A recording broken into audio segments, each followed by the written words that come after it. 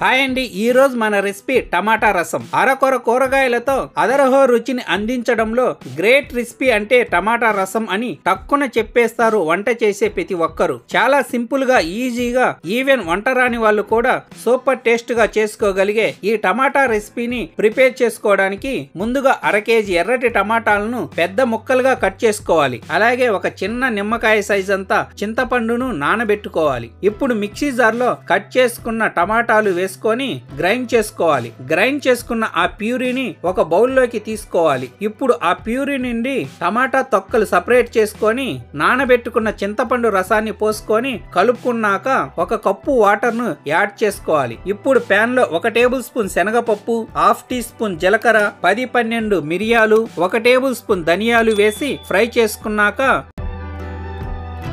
2 వెల్లుల్లి రెమ్మలు, 2 ఎండుమిర్చి వేసుకొని 30 సెకండ్ల పాటు ఫ్రై చేసుకోవాలి. ఆ మొత్తాన్ని మిక్సీ జార్ లో పోసుకొని కచ్చాపచ్చగా 2 పల్సుతో గ్రైండ్ చేసుకోవాలి. ఇప్పుడు కాగుతున్న టమాటా రసంలో 1 టేబుల్ స్పూన్ కారం, రుచికి తగినంత సాల్ట్, 1/2 టీ స్పూన్ పసుపు వేసుకొని కలుపుకోవాలి.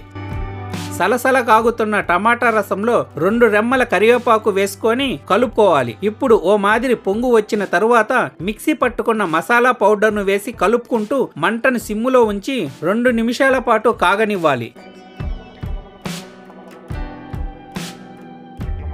ఇప్పుడు ప్యాన్ లో 1 టేబుల్ స్పూన్ ఆయిల్ వేసుకొని అందులో 1 టేబుల్ స్పూన్ శనగపప్పు, 1 టేబుల్ స్పూన్ మినప్పప్పు, 1/2 టీ స్పూన్ జీలకర్ర, 1/2 టీ స్పూన్ ఆవాలు వేసుకొని ఫ్రై చేసుకున్న తరువాత 2 ఎండుమిర్చి వేసుకోవాలి. ఆ వెంటనే 4 రెమ్మలు కరివేపాకు వేసుకొని ఒకసారి కలుపుకోవాలి. ఆ మొత్తం పోపును గిన్నెలో కాగుతున్న టమాటా రసంలో వేసుకొని కలుపుకోవాలి. ఇలా కలుపుకున్న టమాటా రసాన్ని